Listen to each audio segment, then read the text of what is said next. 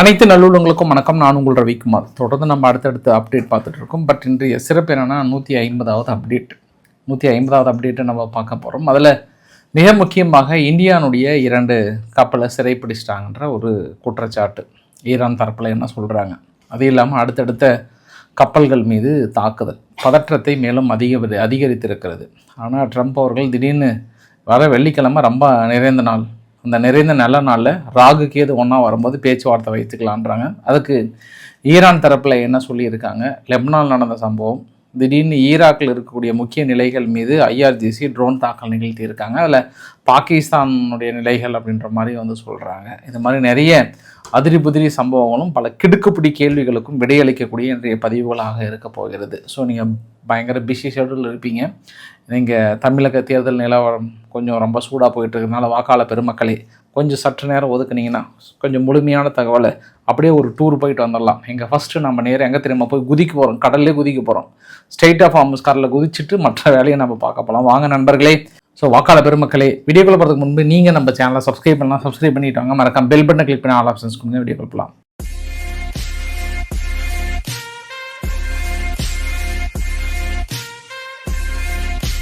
ஆக்சுவலாக ரவிக்குமார் ஆர்கே சேனல்லே உங்ககிட்ட ஒரு சில விளக்கங்கள் கொடுத்துருந்தேன். கொஞ்சம் அதாவது ஃபுல் டீட்டெயிலாக சொல்லாமல் ஒரு வரி செய்தியாக கடந்து போனேன். மொத்தமாக 3 கப்பல் மீது தாக்கல் நடத்தியிருந்தாங்க. அதில் 2 கப்பல் சிறை பிடிச்சிட்டாங்க. ஒரு கப்பல் கொஞ்சம் கடுமையாக பாதிக்கப்பட்டிருக்குன்னு சொல்லியிருந்தேன். அது அப்போது சுட சுட செய்திகள். இப்போ சுட சுட செய்திகளுக்கு அப்புறம் கிடைத்த தகவல் என்னென்னா, அது 2ம் இந்திய கப்பல்கள் என்று சொல்லப்படுகிறது. சரி, ஃபஸ்ட்டு நான் உங்களுக்கு ஒரு முதல் வரைபடத்தை காட்டுறேன். நான் பெரும்பாலும் அமெரிக்கா ஒரு சிவப்பு கோடை போட்டு இந்த ஏரியாவோட வரக்கூடாதுன்ற மாதிரி சொல்கிறாங்கல்ல, அந்த பகுதி பார்த்தோம்னா இந்த மேக்சிமம் பகுதியை தான் அடித்து வச்சுருக்காங்க. அதாவது சபகர் போர்ட்டுக்கு பக்கம். இதுக்கிடையில் எந்த கப்பல் வந்தாலுமே ஆல்மோஸ்ட் நாங்கள் திருப்பி அனுப்பிட்டு தான் இருக்கோம் அப்படின்னு சொல்கிறாங்க. ஆனால் அமெரிக்காவுடைய செனட்டர் என்ன சொல்லியிருக்காருன்னா, நேற்று ஒரு பதிவில் அதெல்லாம் ஒன்றும் கிடையாதுங்க, 26 ஈரானுடைய கப்பல் இன்ன வரைக்கும் கடந்து தான் போயிட்டுருக்கு, இது பெருசாக வேலை செய்யலை அப்படின்றாரு. அப்படி கடந்து போன மாதிரி தெரியல. ஆனால் ஒரு சில ஊடகங்கள், ஈரான் சார்ந்த ஊடகங்களும் ஈரான் உறுதியாக சொல்லலை, பட் மற்ற ஊடகங்கள்லாம் இல்லை அந்த அமெரிக்கா தடுக்கிறது பெருசாக எஃபெக்ட் இல்லை, 26 கப்பல் கடந்து போயிருக்குன்றாங்க. அப்படி 26 கப்பல் கடந்து போகிற மாதிரி இருந்தால் ஈரான் இவ்வளோ சீரியஸாக எடுத்துக்க மாட்டாங்க. ரொம்ப சீரியஸான விஷயத்தெல்லாம் பண்ணியிருக்காங்க. இன்று நடத்தப்பட்ட தாக்குதலில் இந்திய கப்பலை சிறைப்பிடிக்கிறது மட்டும் இல்லாமல் யுபோரியா, பனாமா, லைபீரியா நாட்டு சரக்கு கப்பல்கள் மீதும் பெரிய தாக்குதலை நிகழ்த்தியிருக்காங்க. ஒரு சில என்ஜின்கள் பாதிக்கப்பட்டிருக்குன்றாங்க. நீங்கள் வரைபடத்தில் பார்த்தீங்கன்னா 3 கலர் இருக்குது. ஒன்று கத்திரிப்பு கலர், இன்னொன்று நீல கலர், இன்னொன்று மஞ்சள் கலர். இது 3மே எது வரைக்கும் பவுண்டாகி வந்திருக்கு பாருங்கள். அதுக்கப்புறம் அவங்க இதை சீஸ் பண்ணி எடுத்துகிட்டு, அதாவது அவங்களுடைய பகுதிக்கே எடுத்துகிட்டு போகிறாங்க. இந்த மஞ்சள் கலர் எம்எஸ்சி ஃப்ரான்சிஸ்கோவும் அப்போ எபினோடர்ஸ் அப்படின்ற ஒரு கப்பலையும் என்ன பண்ணுறாங்க, இவங்க சிறை பிடிச்சிட்டாங்கன்ற மாதிரி சொல்கிறாங்க. இன்னொன்று அது சுட்டு வீழ்த்தினதில் அங்கேயே தங்கி இருக்குது, ரிட்டர்ன் கூட போக முடியலன்றாங்க. அடுத்து இன்னொரு வரைபடத்தை என்ன பார்த்தோம் அப்படின்னா, அந்த 33க்கு மேலே ஐஆர்ஜிசியுடைய ஃபாஸ்ட் ட்ராக் போட் என்ன பண்ணியிருக்கு, ஒரே சமயத்தில் இந்த கடைசியிலேருந்து அந்த பக்கம் கிராஸ் பண்ணியிருக்காங்க ரொம்ப ஸ்பீடாக. அதாவது சேட்டலைட் இமேஜஸ் மூலிமா எடுக்கப்படுகிறது. அப்போ ஸ்டேட் ஆஃப் ஹார்மஸ் முழுமையாக அந்த ஐஆர்ஜிசியுடைய ஸ்பீட் போட்னு ஒன்று வச்சுருக்காங்க, அவங்களுடைய முழு கட்டுப்பாட்டில் இருக்குது அப்படின்றதையும் பார்க்க முடியுது. ஆக்சுவலாக அது இந்தியாவுக்கு வர கப்பலாக இருந்தாலுமே, குஜராத்துக்கு வரக்கூடிய கப்பலாக இருந்தாலுமே, இந்த எம்எஸ்சி ஃப்ரான்சிஸ்கோ என்ன சொல்கிறாங்கன்னா, அது ஜியோனிஸ் ரீஜியனுக்கு லிங்க்டு இருக்குது, அதாவது இஸ்ரேலுக்கு லிங்க்டு இருக்கிறதுனால தான் பிடிச்சி வச்சிருப்பதாக ஈரான் தரப்பில் சொல்கிறாங்க. இன்னொன்று எபினோட்ஸ் அது இந்தியாவுக்கு சொந்தம் தான், பட் இன்னும் ஐஆர்ஜிசி தரப்பில் விளக்கங்கள் கொடுக்கல. அப்போ இது வரைக்கும் நம்ம என்ன புரிஞ்சிக்கலாம்னா, ஒரு சில கப்பல்கள் அனுமதி கொடுத்துருந்தா கூட இது வரைக்கும் 2 கப்பல்கள் மீது தாக்கல் நடத்தியிருக்காங்க, 3 கப்பல்கள் பக்கம் பிடிச்சி வச்சுருக்காங்க ஐஆர்ஜிசி தரப்பிலிருந்து. ஏற்கனவே இந்தியா சம்மன் அனுப்பியிருக்காங்க, அங்கேருந்து விளக்கங்களை பெற்றிருக்காங்க. மறுபடியும் இந்தியாவுடைய கப்பல்களை தாக்கல் நடத்துவது என்பது ஈரான் என்ன சொல்ல வராங்க அப்படின்றது நம்ம இன்னும் ஒரு சற்று நல்லா புரிஞ்சுக்கலாம். ஒருவேளை நாங்கள் இந்தியாவை எதிர்க்க தயாராக இருக்குன்ற மாதிரி சொல்ல வராங்களா மறைமுக செய்தி மூலியமாக. ஆக்சுவலாக ஐஆர்ஜிசி இதுக்கு முன்னே என்ன சொன்னாங்கன்னா, ஐரோப்பா கப்பல்களுக்கும் ஐரோப்பா சம்பந்தமான நாடுகளுக்கு மட்டும்தான் நாங்கள் அனுமதி இல்லை, மீதி எல்லா நாடுகளும் அனுப்புறது தான் சொன்னாங்க. ஆனால் சமீபத்திய நடவடிக்கைகள் பார்த்தோம் அப்படின்னா ஏதோ சம்திங் எனக்கு ஐஆர்ஜிசி இந்தியாவுக்கு எதிராக கொஞ்சம் பவுண்ட் பண்ணுற மாதிரி, அதாவது ஒரு சில வேலைகளில் ஈடுபடுற மாதிரி எனக்கு தெரியுது. ஏன்னா தொடர்ந்து கப்பல்கள் மீது பர்பஸ்ஃபுல்லாக தாக்கல் நடத்துறது, பர்மிஷன் கொடுத்ததுக்கப்புறமும் வந்து பாதி வெளியில் கடந்ததுக்கப்புறம் மறுபடியும் சுட்டு கொண்டு போயிட்டு அவங்க பகுதியில் பிடிச்சி வைப்பது என்பது என்ன சொல்ல வராங்க அப்படின்றதையும் 2 நாளில் பார்த்துக்கலாம். அதையும் மீறி இந்திய கப்பல்கள் மீது தொடர்ந்து தாக்கல் நடத்தும் பட்சத்தில் உங்களோட கருத்துக்கள் என்ன? ஏன்னா ஐஆர்ஜிசியினுடைய செயல்பாடுகள் ஃபுல்லாக டைட் பண்ணுறன்ற பேரில் தொடர்ந்து அடுத்தடுத்து அவங்களுடைய சம்பவங்கள்லாம் பார்த்தோன்னா அதிர்வலைகளை ஏற்படுத்துகிறது. இன்னொரு நியூஸுமே சொல்கிறாங்க, இன்றைக்கி ஐஆர்ஜிசியிலேருந்து என்ன சொல்கிறாங்கன்னா, அந்த ஹோமன் பகுதி ஃபுல்லாக அடைச்சி வைக்கிறாங்க இல்லையா ஈரான், இதை அடைச்சி வச்சதுனால நாங்கள் இது ஒரு யுத்தத்துக்கான அறைகூவலாக எடுத்து இனி உலகத்தை கனெக்ட் பண்ணக்கூடிய அந்த கேபிள் ஒன்று இருக்குது, கீழே சி கேபிள் இருக்குது, அதுதான் மிகப்பெரிய ஒரு ஹப்பு, உலகத்தையே கனெக்ட் பண்ணக்கூடிய மிகப்பெரிய ஒரு கேபிள். எந்த யுத்த காலத்துலேயும் அவ்வளோ சீக்கிரம் அதை யாரும் தகர்க்க விரும்ப மாட்டாங்க.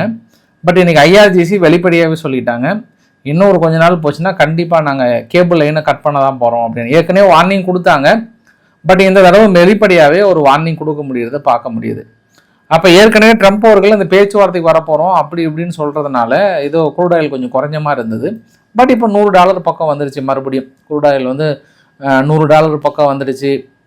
அது எப்போ அப்படின்னா இந்த இந்தியாவுடைய கப்பலோ இல்லை அடுத்தடுத்த கப்பல்களோ தாக்கல் நடத்தினதுக்கப்புறம் ரொம்ப சீரியஸ் ஆகிடுச்சு. அது இல்லாமல் இவங்க அமெரிக்கா என்ன பண்ணிட்டாங்க, ஒரு 1600 கிலோமீட்டர் தள்ளி இந்தியன் ஓஷன் பக்கத்தில் வந்து அவங்க கப்பலை பிடிச்சிட்டு போனதுலேருந்து இது எல்லாமே பெரிய எஸ்கலேட் பண்ணிகிட்டு இருக்காங்க. எனக்கு நிலைமை வந்து பேச்சுவார்த்தை மூலயமா தீர்வு காண்றாங்களான்னு எனக்கு தெரியல. ஆனால் மறுபடியும் ட்ரம்ப் அவர்கள் ஓடி வந்து வர வெள்ளிக்கிழமை நிறைஞ்ச நாளாக இருக்குது, ரொம்ப நல்ல நாளாக இருக்குது, ராகும் கேதும் சேர்ற நேரத்தில் நாங்களும் ஈரானும் சேர்ந்து பேச்சுவார்த்தை நடத்த போகிறோம்லாம் மறுபடியும் அறிவிப்பு கொடுத்துருக்கிறார். பட் எனக்கு இப்போ கொஞ்சம் நம்பிக்கை இல்லை. நேற்று வரைக்கும் கொஞ்சம் பயங்கரமாக இருந்தது.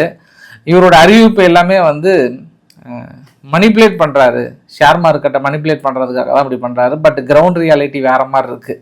ஈரான் தரப்பில் என்ன சொன்னாங்கன்றதையும் தாண்டி அடுத்து என்ன நடக்க போகுதுன்றதில் நம்மளால் கெஸ் பண்ண முடியுதான்னு பாருங்கள். 21ஆம் தேதியிலிருந்து 50க்கும் மேற்பட்ட விமான சேவைகளை நாங்கள் தொடங்கிட்டோம். அதாவது உள்நாட்டு விமான சேவைகளை நாங்கள் தொடங்கி இருக்கிறோம். நிறைய விமானங்கள் பறக்க தடை விதிக்கப்பட்டிருந்த ஈரான் இப்போது ஒப்புதல் கொடுத்துட்டாங்க.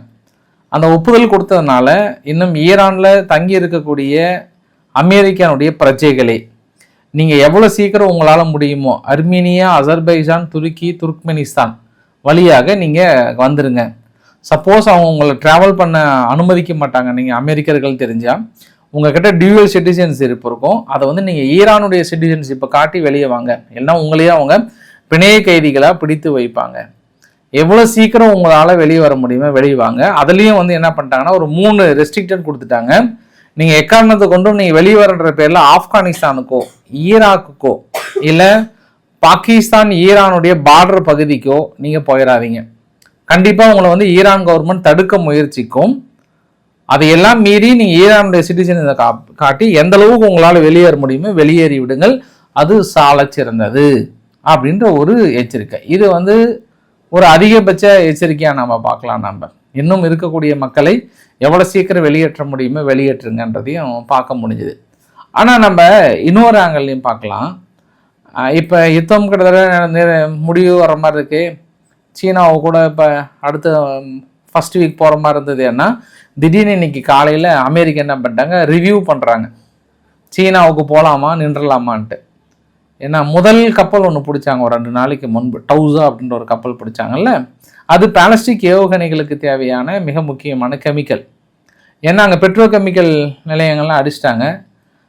இப்போ ஈரானுக்குள்ளாரையே பிளாஸ்டிக் பொருட்கள்லாம் வந்து மிக கடுமையான விலையேற்றம் இருக்குது.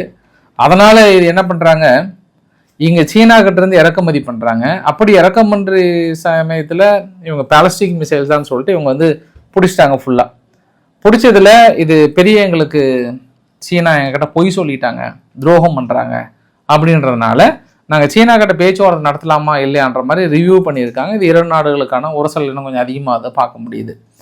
அப்புறம் இன்றைக்கி புதுசாக பொருளாதார தடை போட ஆரம்பிச்சிட்டாங்க அமெரிக்கா. இது ட்ரேட் அண்ட் ஏர் ட்ராவல்.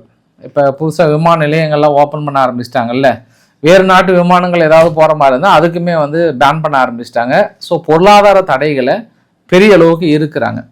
இதையெல்லாம் தாண்டி வெள்ளிக்கிழமை பேச்சுவார்த்தை நடந்துருமா அப்படின்னா ஈரானுடைய ஃபாரின் மினிஸ்டரோட ஸ்போக் பர்சன் அவர் என்ன சொல்கிறார் அப்படின்னா, நாங்கள் இது வரைக்கும் எந்த டிசிஷனுமே எடுக்கலை.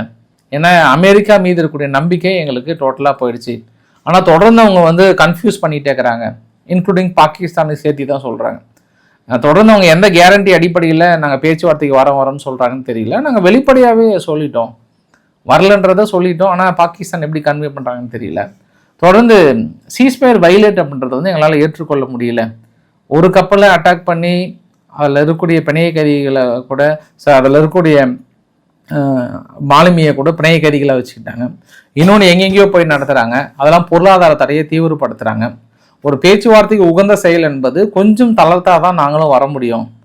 ஆனால் அவங்க செயல்பாடுகள் எல்லாமே வந்து ஏதோ இறுக்கம் கொடுத்து வரையா இல்லை அடிக்கிட்டமான்ற மாதிரி இருக்கிறதுலாம் வந்து பெருசாக எஃபெக்ட் இருக்காது. இந்த தடவை ரொம்ப நாங்கள் ஸ்ட்ராங்காக இருக்கோம், யுத்தம்னா யுத்தத்துக்கு போயிடலாம், ஒன்றும் பிரச்சனை இல்லைன்றாங்க. ஏன்னா அதான் இன்னைக்கு காலையில் பதிவு அப்டேட் 149 உங்ககிட்ட காட்டினேன் நான். ஈராக் ஃபுல்லாக அந்த கிரம்ஷோஹர் 4 அப்படின்ற க்ரூஸ் மிசைல்ஸ், பாலிஸ்டிக் மிசைல்ஸ் எந்த அளவுக்கு நம்ம சாதித்தோம், எந்த அளவுக்கு எதிரிகளை இலக்குகளை அடித்து பிரித்து மேஞ்சோம் அப்படின்னு சொல்லிட்டு அந்த மக்கள்கிட்ட பெரிய செலிப்ரேஷன் மோட்லையும் பார்க்க முடியுது. அந்த மக்களும் விரும்புகிறாங்க, இல்லை நம்ம தாக்கல் நடத்தணும் அப்படின்ற மாதிரி விரும்புகிறாங்க. அது நம்ம என்ன சொல்கிறது சொல்லுங்க பாஸ். யுத்தத்தை விரும்பும்போது ஒன்றும் சொல்கிறதுக்கு இல்லைல்ல, அதுக்கு பின்னாடி வர இழப்புகள் பெரிய அளவுக்கு இருக்கும் இல்லையா. பட் அவங்க எல்லாத்துக்குமே தயாராக இருக்காங்கன்ற மாதிரி சொல்லும்போது ஒன்றதுக்கு இல்லை.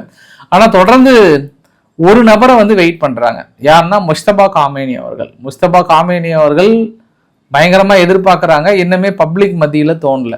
ஆனால் வெஸ்டர்ன் மீடியா பத்திரிகைகள் மீது எல்லாமே அமெரிக்கா தரப்பு என்ன சொல்கிறாங்கன்னா, முஸ்தபா காமேனி உயிரோடு இருக்காரு, ஆனால் எங்கே இருக்காருன்னு தெரியல, அவர் தான் டிசிஷன் அத்தாரிட்டியாக இருக்கிறாரு. ஆனால் இன்னும் வரையுமே மக்கள் மத்தியில் தோன்றாதான் பிரச்சனையாக இருக்குன்றாரு. தோன்றுவார், மக்கள் மத்தியில் தோன்றிட்டு இருப்பிடம் தெரிஞ்சுனாவே அடுத்த நாளே அவங்க அடிக்கிறது வாய்ப்புகள் இருக்குது. கண்டிப்பாக இப்போ இந்த போர் நிறுத்தமே வந்து அதுக்காக தானா அப்படின்ற ஒரு இன்னொரு ஆஸ்பெக்டில் வந்து ஈரான் பார்த்துட்டு இருக்காங்க. அதனால் பொதுவெளியில் தோன்ற போகிறாரா இல்லை இன்னும் அவரை கண்டுபிடிக்கிறதுக்கு டைம் எடுத்துக்க போகிறாங்களான்னு தெரியல. தொடர்ந்து அங்கே இருக்கக்கூடிய சூழ்நிலை. லெபனானுக்கு வந்தால் பிரசிடென்ட் அவுன் அவர்கள் நாங்கள் சீஸ்பயர் எக்ஸ்டென்ஷன் வந்து இஸ்ரேல்கிட்ட பேச்சுவார்த்தை நடத்த போகிறோம், அதுமாதிரி கிட்டத்தட்ட ஒத்துக்கிறதுக்கான வாய்ப்புகள் இருக்குது அப்படின்ற மாதிரி சொல்கிறாரு. பிரைம் மினிஸ்டர் ஆர்கே சேனலில் சொன்ன முந்தைய பதிவில் சொன்ன ஃப்ரான்ஸை கூப்பிட்றாரு உதவிக்கு. ஃப்ரான்ஸ் வந்து இஸ்ரேல் சீக்கிரமாக கிளம்புறியா இல்லையான்றாங்க. ஆனால் இந்த போர் நிறுத்தம் சைன் பண்ணதுக்கப்புறம் ஆல்மோஸ்ட் 12 கிலோமீட்டருக்கு மேலே முன்னேறி இருக்கிறாங்க இஸ்ரேல். இந்த வரைபடத்தை பார்த்தீங்கன்னா தெரியும், 12 கிலோமீட்டருக்கு மேலே பார்டர் பகுதியில் உள்ள நுழைஞ்சு பிடிச்சிருக்கிறாங்க இஸ்ரேல். 70 ஹெஸ்புல்லா டார்கெட்டையும் 20 ஆப்ரேட்டையும் வந்து கொண்டிருக்காங்க இஸ்ரேல் தரப்புல இருந்து. அதுக்கு உங்களுக்கு முடிஞ்சதுக்கப்புறம் ஒரு வீடியோ பதிவுமே போடுறேன். 29 ஹெஸ்புல்லானுடைய ஆப்ரேட்டிவ்ஸ் வந்து இன்னைக்கு ஒரே இடத்துல புதைச்சிருக்காங்க. இன்னைக்கு மட்டுமே 29 பேர் பக்கம் புதைச்சிருக்காங்க. அப்போ இஸ்ரேல் தனது தாக்குதலை அதிகப்படுத்தியிருக்கிறது. சீஸ்பயர் பெருசாக கண்டுக்கல. பட் இந்த தடவை அமெரிக்கா ஓடி வந்து எதுவுமே கருத்து சொல்லலை. அமெரிக்கா ஏன் கருத்து சொல்லலைன்னா, அந்த பேச்சுவார்த்தை நெருங்குற மாதிரி இருந்தால் அவங்க வந்து கருத்து சொல்லுவாங்க. இப்போ லெபனான் மீது தாக்கல் நடத்துறது நிறுத்தினா நாங்கள் பேச்சுவார்த்தைக்கு வரேன்னாங்க. சரி, இஸ்ரேலுக்கு ப்ரெஷர்லாம் கொடுத்து சரி லெபனான் நிறுத்துப்பான்னு சொல்லி பேச்சுவார்த்தைக்கு வந்துட்டாங்க. அதுக்கப்புறமே ஈரான் வரலன்றதுனால அமெரிக்கா சைலண்டாக ஒதுங்கி நின்று பார்க்குறாங்க. ஏன்னா இன்னைக்கு காலையில் அமெரிக்காவுடைய அம்பாசிடர் அவர்கள்கிட்ட குசுன்னு பேசும்போதே தெரியுது, நிறைய இஸ்ரேல் ராணுவம் முன்னேற போகிறது தெரியுது. அதனால் லெபனான் தரப்புலேயும் வந்து பதில் தாக்குதலையும் பார்க்க முடியுது. இன்னைக்கு மறுபடியும் ஒரு சில ராக்கெட் ஏவுகணைகளை வந்து இஸ்ரேல் நோக்கி அனுப்பியிருந்தாங்கன்ற ஒரு குறிப்பிடத்தகுந்த விஷயம். ஸோ அவ்வளோ சீக்கிரம் இவங்க பிரச்சனையை கொண்டு வராங்களான்னு தெரியல. ஆனால் அவுன் அவர்கள் என்ன சொல்கிறாருன்னா, பிரசிடென்ட் அவர்கள் இந்த தாக்குதல் என்பது எங்களுக்கு இஸ்ரேலுக்குள்ள பிரச்சனை, இது ஈரானுக்கு எங்களுக்கு சம்மந்தம் இல்லைன்றாரு. ஆனால் பிரைம் மினிஸ்டர் என்னன்றாரு, இது எல்லாத்துக்கும் சம்மந்தம், எல்லா நாடுகளும் ஓடி வாங்கன்றாரு. பார்க்கலாம் அது கான்ஃப்ளிக்ட் எப்போ அவங்க தீர்த்து போகிறாங்கன்னு தெரியல. பட் லெபனான் கொஞ்சம் இன்னும் பிரச்சனை ஓஞ்ச மாதிரி இல்லை, தொடர்ந்துட்டு தான் இருக்குது. இன்னைக்கு காசாவுக்குள்ளார ஒரு ட்ரோன் தாக்கல் நிகழ்த்தியிருந்தாங்க. அக்டோபர் 7ஆம் தேதி மக்களை பிணைய கைதிகளாக கடத்திட்டு போனதில் முக்கிய தீவிரவாதி ஒருவன் கொல்லப்பட்டிருக்கிறான் அப்படின்ற ஒரு செய்தியை இஸ்ரேல் தரப்பில் வந்து அனௌன்ஸ் பண்ணியிருக்காங்க. ஸோ தொடர்ந்து இந்த மாதிரியான தாக்கல் எங்கள் சைட்லேருந்து தொடருன்றாங்க. பல பிரச்சனைகள், லெபனான் பிரச்சனை, காசா பிரச்சனை, அப்புறம் ஈரான் பிரச்சனை, இதெல்லாம் தாண்டி அங்கே சிரியானுடைய எல்லை பகுதியில் திடீர்னு ஒரு 40க்கும் மேற்பட்ட இஸ்ரேல் மக்கள் அங்கே போயிட்டு உங்களுக்கு என்ன வேலை சொல்லுங்கள், வீடியோ பதிவு பாருங்கள், உங்களுக்கு என்ன வேலைன்ற இந்த பிரச்சனையில். அங்கே எல்லை பகுதியில் போயிட்டு உள்ள நுழைஞ்சு அங்கே ஏதோ முரண்டு பிடிச்சிருப்பாங்களாட்டுக்குது. உடனே IDF இஸ்ரேலோட டிஃபென்ஸ் போஸ்ட் 40 பேர் கைது பண்ணி கூப்பிட்டு போயிட்டு இஸ்ரேல் போலீஸ்கிட்ட கொடுத்து, ஏப்பா உங்களை பார்த்து கொஞ்சம் அறிவுரை சொல்லி அனுப்புப்பா, இந்த பிரச்சனை இவ்வளோ நேரத்துக்கு அனுப்பலாமான்ற. சிரியாவுடைய பிரசிடென்ட் ஷாரா அவர்களே நாடாக போயிட்டு இருக்கிறாரு. இப்போ பயங்கர சுற்றுப்பயணம், பயங்கரமாக இப்போ ஐரோப்பா நாடுகள்லாம் போயிட்டு கவர் பண்ணார். இப்போ சவுதி அரேபியா போயிட்டு பைலேட்டரல் அக்ரிமெண்ட் ஒப்பந்தம், இப்போ அடுத்து வந்து கத்தார்கிட்ட வந்திருக்கிறார். இந்த மாதிரி ஒவ்வொரு நாடுகள்கிட்ட ஒப்பந்தம் போட்டிருக்காங்கன்றது ஒரு குறிப்பிடத்தகுந்த விஷயம். இன்னொரு ஆங்கிள் நம்ம நகர்ந்தோம் அப்படின்னா, இப்போ இஸ்ரேல் லெபனானுடைய தாக்குதலை எந்த அளவுக்கு நிகழ்த்துறாங்களோ அதே மாதிரி IRGC என்ன பண்ணுறாங்க, ஈராக்கில் இருக்கக்கூடிய முக்கிய நிலைகள், குர்திஷனுடைய நிலைகள் மீது தாக்கல் நடத்துகிறாங்க. அதுவும் இன்னைக்கு தாக்குதல் பார்த்தீங்கன்னா பாகிஸ்தான் கேம்ப் ஒன்று இருக்குது எர்பில் பகுதியில். அந்த கேம்ப் பக்கத்தில் ஒரு ட்ரோன் தாக்கல் நிகழ்த்தியிருக்காங்க இன்னைக்கு IRGC. அது இல்லாமல் ஒரு எண்ணெய் கிடங்கு மீது தாக்கல் நடத்தியிருக்காங்க. இன்னைக்கு காலையில் அதிகாலையில் நடத்தியிருந்தாங்க. அப்போ எண்ணெய் கிடங்குகள் மீது தாக்குதல், மற்ற தாக்குதல். ஏன் இவங்க திடீர்னு அங்கே ஈராக்கில் நடத்துகிறாங்கன்னா, ஈராக் என்ன பண்ணுறாங்க, அதை போங்கடா நீங்கள் வந்து ஸ்ட்ரைட்டாக அம்சம் தான் பிடிச்சி வச்சுக்கிறீங்க, நாங்கள் போங்கடா அந்த பக்கம் கிளம்பி போகிறோண்டான்னு சொல்லிட்டு இப்போ ஈராக்கில் இருந்து சிரியா பாதை வழியாக கொண்டு போயிட்டு அங்கே கடல் பகுதியில் இறக்கிட்டு அங்கிருந்து ஏற்றுமதி பண்ணுறாங்க. அந்த பேபிள் அப் மேண்டப் இருக்கு இல்லையா, அந்த பகுதியில் வந்துட்டு இருக்கு. ஏற்கனவே சவுதி அரேபியா என்ன பண்ணுறாங்க, யான்பு பைப்லைன் வழியாக இந்த பக்கம் கொண்டு வந்து இவங்க அனுப்பிட்டு இருக்காங்க. அதனால் இந்த தாக்குதலாம் அப்படின்றதே பார்க்க முடியுது. ஸோ தொடர்ந்து ஈராக்குள்ள அந்த பதற்றம் வந்து அதிகமாயிட்டே இருக்கு. ஆனால் ஒரு விஷயம், நேற்று ஈராக்கில் சரியான மழைங்க, ஒரே நல்ல மழைங்க. ரொம்ப வருஷத்துக்கு அப்புறம் ஈரானுடைய ஒரு மிகப்பெரிய டேமு, லார்ஜஸ்ட் டேமாக தான் ஈராக்கில் இருக்குது. ஈரான்னே சொல்லிட்டுனா ஈராக்கில் மேக்ஸிமம் ஃபில் ஆகிடுச்சு. அதுக்கான பதிவுகளுமே வந்து பார்க்க முடியுதுங்க. இந்த வீடியோட நிறைவு பகுதியில் 3 விஷயத்தை பார்த்துடலாம். ஐரோப்பா ஒரு வழியாக உக்ரைனுடைய நீண்ட நாள் கனவு 90 பில்லியனுக்கான லோனு வந்து கொடுக்குறாங்க. 2 நாடுகள் தொடர்ந்து வீட்டோ கொண்டு வந்து தடுத்துட்டு இருந்தாங்க. ஒன்று உக்ரைன், இன்னொன்று வந்து ஸ்லோவாக்கியா. பட் உக்ரைன் ஸ்லோவாக்கியா என்ன சொல்கிறாங்கன்னா, எங்களுக்கு ட்ரூசா பைப்லைன் வழியாக எங்களுக்கு தேவையான கேஸ் எல்லாமே வந்துச்சுன்னா எங்களுக்கு பிரச்சனையே இல்லை, அது உக்ரைன் சரி பண்ணி கொடுத்துட்டாங்கன்னா நாங்கள் வீட்டோ அதிகாரத்தை கொண்டு வந்து தடுக்க மாட்டேன்ட்டாங்க. உக்ரைன் உத்தரவாதம் கொடுத்து சரி பண்ணிட்டாங்க. அடுத்த வியாழக்கிழமை இருந்து செயல்பாட்டுக்கு வரப்போகுது. உறுதி பண்ணதுக்கப்புறம் என்ன பண்ணிட்டாங்கன்னா, வீட்டோ அதிகாரத்தை தடுத்துட்டு 90 பில்லியனுக்கான லோன் கொடுக்குறாங்க. ஒரு பெரிய ரிலீஃப், உக்ரைனுக்கு வந்து மிகப்பெரிய ஒரு ரிலீஃபாக பார்க்குறாங்க. அதே போல் 20ஆம் கட்ட பொருளாதார தடையை விதிக்கிறாங்க இவங்க ஈரான் வருது பாருங்க, ரஷ்யா மீது. ஆனால் இந்த இடத்துல நம்ம என்ன பார்க்க முடியுது அப்படின்னா, ரஷ்யா வந்து சரியான இடத்துல இன்னொரு செக் வைத்திருக்காங்க. இதே ட்ரூசா பைப்லைன் வழியாக இவங்க சரி பண்ணாலுமே ஜெர்மனிக்கு போக வேண்டிய பைப்லைன் வந்து கசகஸ்தான் ஆயில் வழியாக ஜெர்மனிக்கு போகக்கூடிய ஒரு பைப்லைன் ஒன்று, அதை நாங்கள் இன்று முதல் நிறுத்துறோம்ட்டாங்க. இவங்க இப்படி வந்தாங்கன்னா அப்படி செக் வைக்கிறாங்க ஜெர்மனி. ஏன்னா இப்போ இருக்கக்கூடிய சூழ்நிலையில் எனர்ஜி பிரச்சனை வந்து தலைவிரித்து ஆடுது ஐரோப்பாவுக்குள்ளார. ஐரோப்பா மட்டுமா பாஸ், உலக நாடுகளே பாதிப்புல உள்ளாகுது. அதனால் இந்த நேரத்தில் ஓடி வந்து திடீர்னு ரஷ்யா நிறுத்துறாங்க. பட் இது எல்லாமே சரியான நேரத்தில் நிறுத்துறாங்கன்னா நான் எந்த ஆங்கிளில் பார்க்குறேன்னா, அங்கே இல்லை பாஸ், ரஷ்யாவில் ஏற்றுமதி பண்ணுற அளவுக்கு இல்லை பாஸ், கொஞ்சம் கொஞ்சமாக அவங்க நிறுத்த வேண்டிய ஒரு சூழ்நிலை. இவங்க அடிக்கிற அடி அது மாதிரி இருக்குது. அந்த ஒரு 2 நாளைக்கு முன்பு அடித்த ஒரு எண்ணெய் கிடங்கு ஒன்று மொத்தம் 4 இடத்துல, அது இன்னுமே அந்த இடத்துல அப்படியே ஆயில் மலையாக தான் பொழிஞ்சிட்ருக்கான். அந்த ஏரியாவே மறுபடியும் கிளியர் பண்ணுறதுக்கு பல மாதங்கள் ஆகுன்றாங்க. அந்த அளவுக்கு அடின்னு அடிச்சிட்டு இருக்காங்க. எங்கே அவங்க ஐரோப்பாவை கொடுக்கறது? அதனால் உக்ரைன் அடிக்க அது ஐரோப்பாவுக்குமே தலைவலியாக தான் இருக்கும்னு நினைக்கிறேன் நான். ஃபைனலாக ஒரு ஏஐ வீடியோ ஒன்று நியூயார்க் போஸ்ட் என்ன சொல்கிறாங்கன்னா, எமிலி ஹார்ட் இந்தியாவுடைய மெடிக்கல் ஸ்டூடெண்ட் என்ன பண்ணுறாங்க, ஏஐ போட் மூலிமா ஒரு இமேஜ் ஒன்று உருவாக்குறாங்க. அவங்க வந்து ட்ரம்ப்புக்கு வந்து பிடித்த நர்ஸ்ன்ற மாதிரிலாம் போட்டு அவங்களோட வீடியோவெல்லாம் அடிக்கடி போட்டு அடுத்து மாதத்துக்கு மினிமம் $1000 மேலே சம்பாதிக்கிறாங்களாம் சர்வசாதாரணமாக இந்த அக்கௌண்ட்டை வச்சு. அதாவது 30லேருந்து 50 மினிட்ஸ் வீடியோ டெய்லியும் போடுறாங்களாம் ஏஐ மூலிமா கிரியேட் பண்ணிவிட்டு. இந்த மாதிரி இந்தியாவுடைய வியூவர்ஸை வச்சு கொஞ்சம் ஏஐ போட்டில் கொஞ்சம் மாடர்னாக அப்படியே இந்த மாதிரி டூபிக்ஸ் எல்லாம் போட்டோம் அப்படின்னா சர்வசாதாரணமாக ஏர்ன் பண்ணிகிட்டு இருக்காங்க ஏஐ மாடலை வைத்து அப்படின்னு நியூயார்க் போஸ்ட்டில் சர்வசாதாரணமாக சொல்கிறாங்க. பாருங்கள் பாஸ், பாருங்கள், ஏதாவது பிழைப்பு நடத்துறதுக்கு வழியே பாருங்கன்ற மாதிரி சொல்ல வராங்களா, இல்லை இந்திய மக்கள் அந்த அளவுக்கு வீக்காக இருக்காங்கன்றது சொல்ல வராங்களா, இல்லை ஏஐயில் போனோம் அப்படின்னா இந்த மாதிரி மாடலை வைத்து ஈஸியாக நம்ம சம்பாரிச்சிடலாம்னு சொல்ல வராங்களா?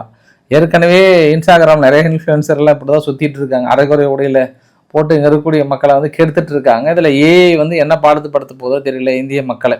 அதையும் நம்ம பொறுத்து இருந்து பார்க்க வேண்டிய ஒரு சூழ்நிலையாக இருக்கிறது. ஸோ இன்றைக்கு ஓரளவுக்கான தகவலை கவர் பண்ண நினைக்கிறேன். பிடிச்சிருந்தா லைக் பண்ணுங்கள், ஃப்ரெண்ட்ஸுக்கு ஷேர் பண்ணுங்கள், சப்ஸ்கிரைப் பண்ணுங்கள். ரவிக்குமார் சோமு சேனல். நன்றி, வணக்கம்.